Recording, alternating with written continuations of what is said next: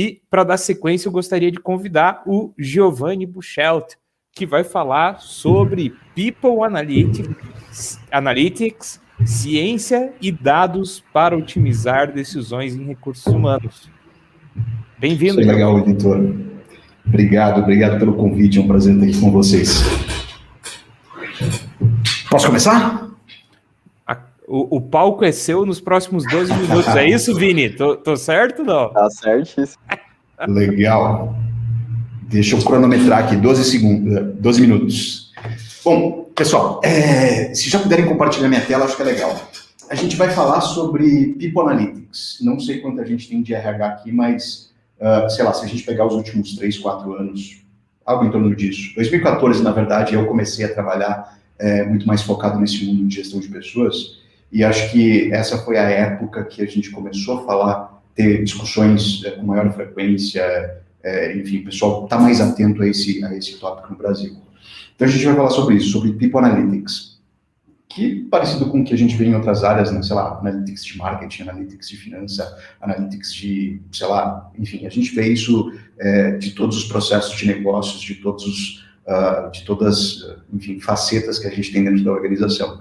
E aqui a gente está falando de dados de pessoas ou de processos de tomada de decisão vinculados à gestão de pessoas.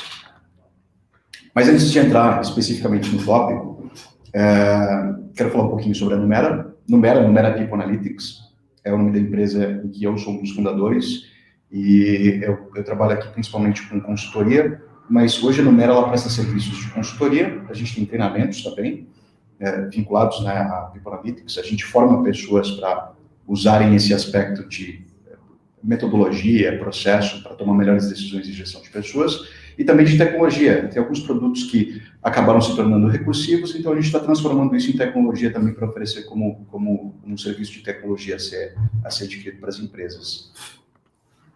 Mas tem um negócio legal quando a gente discute People Analytics, que é o seguinte: com muita frequência no mercado, vocês vão ouvir falar dessa definição do que é People Analytics, que é, sei lá, dados para tomar decisões em RH, ou é Big Data em RH, ou é, sei lá, Machine Learning para tomar decisões com colaboradores, com funcionários e tudo mais.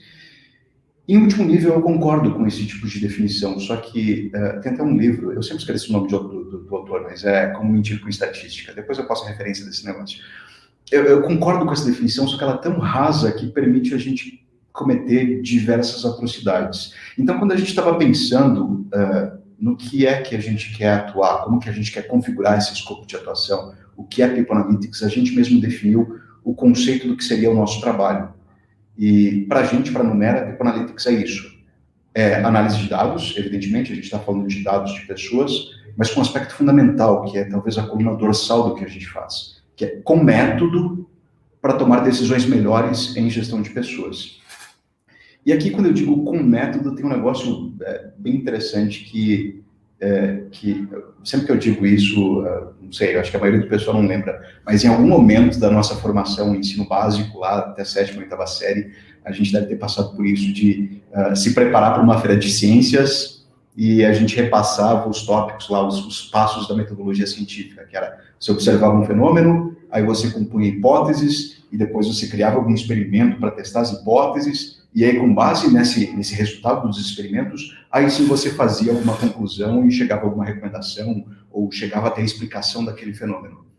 É isso que a gente quer dizer quando diz que aplica método à análise de dados para a gestão de pessoas. É aplicar método científico, só que em vez de estar falando de uma descoberta científica ou de um fenômeno científico, a gente está falando de problemas de negócios. Então, People Analytics, no final do dia, é isso.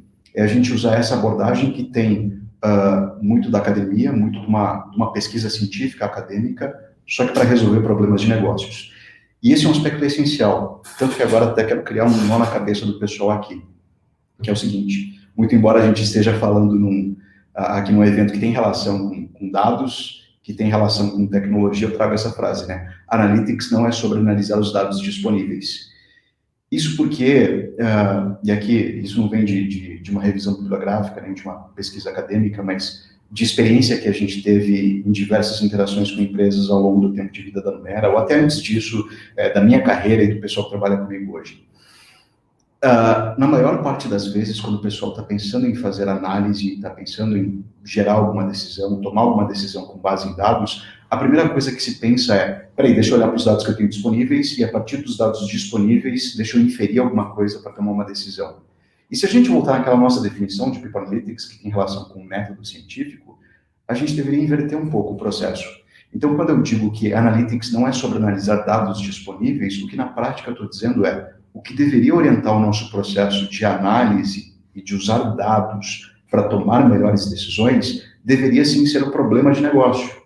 Então, quando a gente está fazendo um projeto de People Analytics, nunca a gente começa pelos quais são os dados que a gente tem disponíveis, e sim por o que está acontecendo aqui nessa empresa, qual o problema que eu deveria resolver, o que isso facilitaria a minha vida, o que isso mudaria na dinâmica organizacional se eu resolvesse esse tipo de problema de negócio.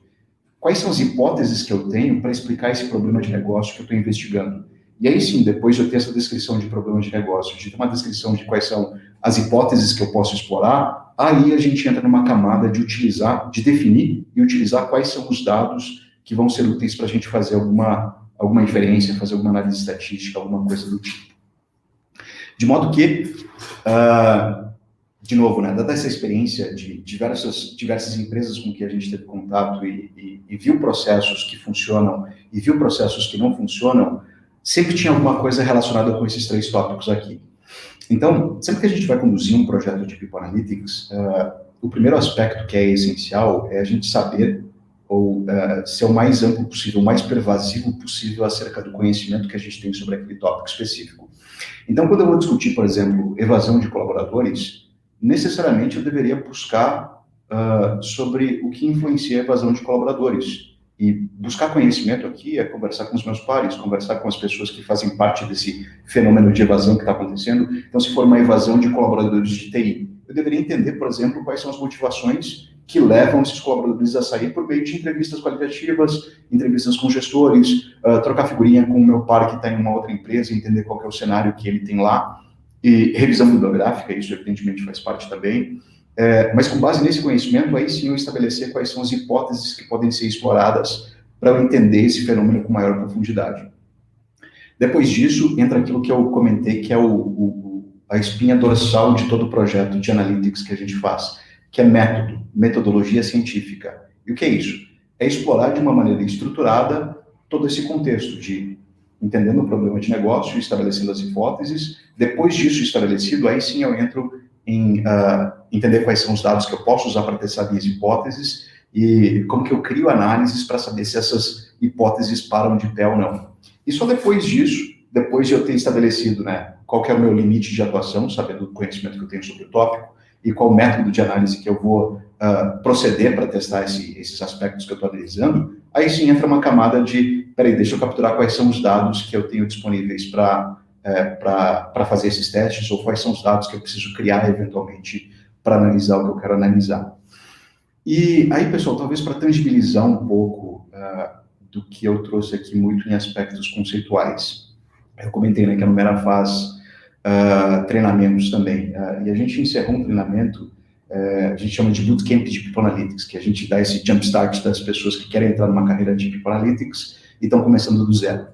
E tem um experimento, um case que a gente pratica, que é o seguinte: a gente dá uma base de dados para essas pessoas que fazem parte do curso, que é uma base de dados sobre avaliação de desempenho.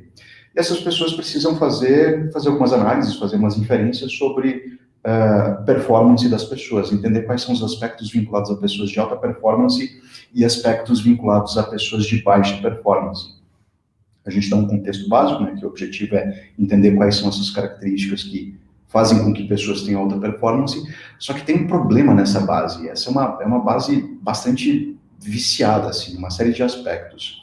Acaba que, quando o pessoal faz a análise dos dados, os dados levam essas pessoas a chegarem a uma determinada conclusão, do tipo, pessoas mais novas nessa base de dados têm notas de avaliação de desempenho que são mais altas, enquanto que pessoas mais velhas têm notas mais baixas de desempenho. A mesma coisa acontece para gênero. A gente fez com que homens tivessem avaliações de desempenho mais altas e mulheres tivessem avaliações de desempenho mais baixas. E o pessoal fazendo essa análise chega exatamente a essa conclusão, ou seja, os dados descrevem isso. Mulheres têm desempenho mais baixo e pessoas mais velhas têm desempenho mais baixo.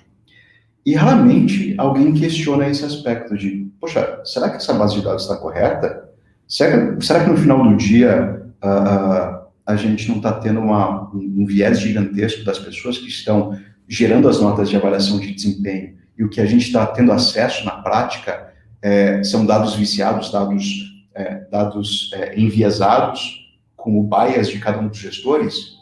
Porque se a gente fizer a análise pura só dos dados que nos são apresentados, a gente pode chegar nessa conclusão de que mulheres têm desempenho mais baixo e pessoas de idade têm desempenho mais baixo. Só que isso pode ser só a descrição de um viés, e não de fato o que é a realidade. Então, um ponto que eu sempre trago nesse contexto de fazer análise, de usar dados, de usar People Analytics, é o seguinte: o nosso compromisso deve ser com implementar meios, ou criar esses artifícios para a gente ter a melhor descrição possível da realidade. Ter acesso aos dados é sim um instrumento para a gente fazer isso, só que a gente não deveria unicamente traduzir o que os dados estão nos dizendo. A gente deveria ter essa capacidade de criticar o quanto que aqueles dados estão fazendo sentido, o quanto que aquela base contém ruído ou não, o quanto que, na verdade, aquela base de dados contém um viés de avaliação, um viés de percepção de um gestor, e o quanto que a gente consegue efetivamente usar os dados que a gente está usando para fazer descrições da realidade. E no final do dia, quando a gente faz essa descrição, se de fato ela é boa ou não, para a gente tomar uma decisão que pode afetar pessoas.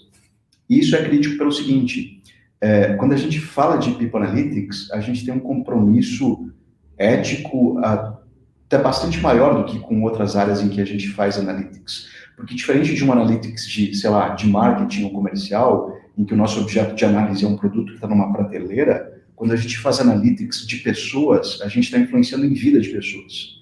Então, uma decisão que é orientada por dados e que, de uma maneira irresponsável, faz com que eu demita pessoas, ou que, de maneira irresponsável, faz com que eu deixe de admitir pessoas, é algo muito mais crítico do que eu influenciar algum produto, a disponibilidade de um produto ou não numa prateleira. Acho que cumpri meus 12 minutos e espero que a gente consiga discutir um pouquinho mais no momento do debate. Maravilha, Giovanni. Enquanto o Vitor entra aqui, queria te agradecer pela tua apresentação. E eu fiz outras anotações aqui, né? Que a gente até, vou me adiantar um pouquinho já, né? Que a gente falou muito, você falou que comentou dos aspectos de alta performance, né? Como que a gente trabalha isso com as empresas, tirando um pouco ser subjetivo, né? Que você comentou aqui do comparar homem com mulher, os mais novos, com pessoas com mais experiência. Como que a gente consegue fazer essa análise? Então, primeiro, acho que o primeiro aspecto é a gente ter noção do que realmente acontece na realidade. Assim, o que a gente faz tem muita relação com a economia comportamental, com o processo de tomada de decisão. E assim, a gente tem duas principais formas da gente inferir sobre verdade: um processo dedutivo e um processo indutivo. Dedutivo é você tem uma massa de dados e você diz, desse monte de coisa que eu tenho aqui, eu consigo deduzir que a regra geral é essa. O indutivo é o oposto. Existe essa regra geral para a coisa, deixa eu ver o quanto que isso conversa com os meus dados. Quando eu uso isso do processo indutivo, eu consigo trazer coisas que já são conhecidas nesse mundo de economia comportamental, do tipo, pessoas têm vieses de avaliação. E existe uma série de vieses conhecidos, como esse, por exemplo, de idade. Então, eu saber que existe um viés de idade pode ser um insumo para eu estabelecer isso como hipótese e analisar os dados que eu tenho disponíveis. Então, peraí, deixa eu ver se de fato esse tipo de coisa se confirma nessa base de dados que eu tenho. Eu consigo imaginar cenários em que numa empresa fosse possível ter isso, de que idade faz com que a performance decaia, ou que gênero faça com que a performance decaia. Imagina, por exemplo, uma mina de exploração de carvão, em que força física é um aspecto vinculado à performance. Eu esperaria que realmente tivesse uma performance maior, justamente por ser um aspecto físico. Mas em qualquer outro aspecto em que não tem esse vínculo de, força física, por exemplo, que é uma atividade criativa, não tem por que existir uma diferença de performance entre homens e mulheres que têm mesmas condições, mesma educação, mesmo todo o resto. Então, estabelecer como uma hipótese de que pode estar havendo um viés do gestor na hora de fazer essa avaliação é algo que eu deveria trabalhar como uma hipótese possível para tentar acessar o que esses dados estão me dizendo. Mas aí formas de atenuar tem diversas, né? Por exemplo, estabelecer comitês, enfim. Se a gente começar a conversar, que vai ser infinito. Não, muito bacana, Giovanni. Eu até adiantei um pouquinho e ia trazer essa pergunta mais para frente, só que para o momento eu achei, nossa, que é oportuno, né? Vitor? Então, excelente palestra, Giovanni. Muito obrigado. Por favor, aguarda um pouquinho para a gente conversar um pouco. Aguarda na coxia para a gente conversar um pouquinho com o restante dos convidados.